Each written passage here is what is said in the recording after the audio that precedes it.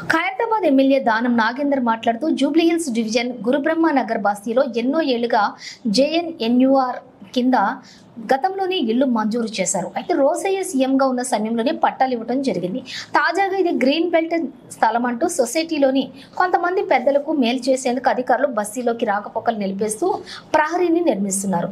ఇక్కడ పార్క్ నిర్మిస్తే తాము కూడా సంతోషిస్తామని, అలా కాకుండా ఎవరికో మేలు చేసేందుకు కొంతమంది అధికారులు ప్రయత్నిస్తున్నారని ఆయన ఆరోపించారు. గతంలో 150 మందికి అప్పుడు పట్టాలు ఇవ్వడం జరిగింది.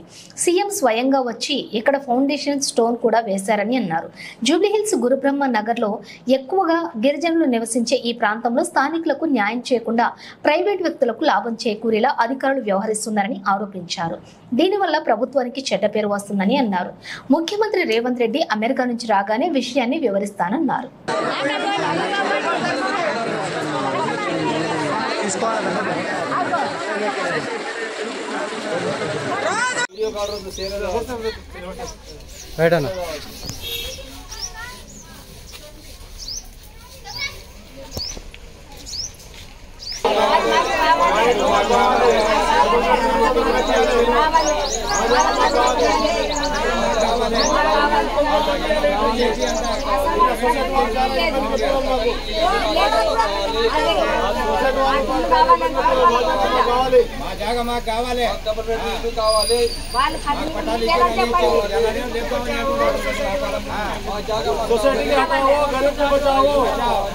गरीब को बचाओ, सोसाइटी वाले को उठाओ।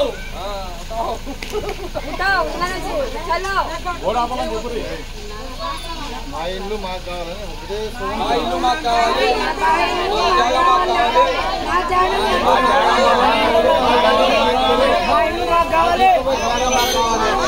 గజెట్ ఇచ్చిన తర్వాత గజెట్ ద్వారా ఇది వీళ్ళకి హ్యాండ్ ఓవర్ చేస్తున్నట్టుగా ఒక గజెట్ ఇవ్వడం జరిగింది.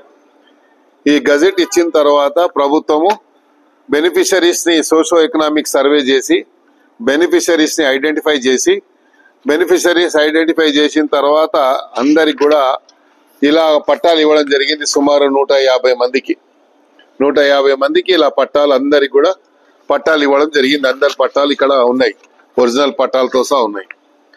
ఇచ్చిన తర్వాత ముఖ్యమంత్రి గారే స్వయంగా వచ్చి ఫౌండేషన్ స్టోన్ వేసాడు. ఆ తేదీ వచ్చేసేసి డేట్ చూడు ఒకసారి.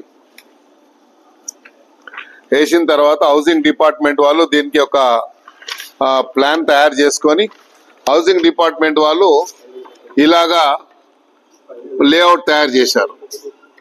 లేఅవుట్ తయారు చేసిన తర్వాత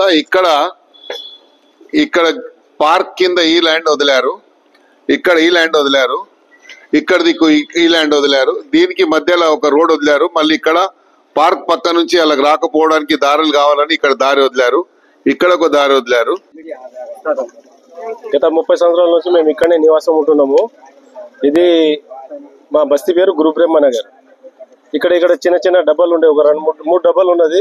ఆ డబ్బాలు అనేది హెట్రా వాళ్ళు వచ్చేసి మాకు ఎలాంటి ఇన్ఫర్మేషన్ ఇవ్వకుండా, ఎలాంటి నోటీస్ ఇవ్వకుండా వాళ్ళు వచ్చేసి కూలగొట్టడం జరిగింది ఒక 3 రోజుల క్రితం. ఇక్కడనే ఇప్పుడు ఈ వాల్ కట్టేది, ఇది బౌండరీ కట్టేది ఈ ప్రైవేట్ వాళ్ళతో బసవరావు, వినాయకరావు, ఎంఎం రెడ్డి వీళ్ళు ముగ్గురు కలిసి పైసలు ఇచ్చినందుకు వాళ్ళతో పైసలు తీసుకొని ఈ ప్రైవేట్ గా కడుతున్నారు. ఇదే విషయం పైన మేము ఎమ్మెల్యే దగ్గర పోయి మాట్లాడిన పొద్దునే ఎమ్మెల్యే కూడా బస్సుకి రావడం జరిగింది. మీరు అట్లా కడుతున్నారని హెట్రా కమిషనర్ కూడా ఫోన్ లో మాట్లాడడం జరిగింది. ఈ పనిని ఆపమని కూడా చెప్పిండు.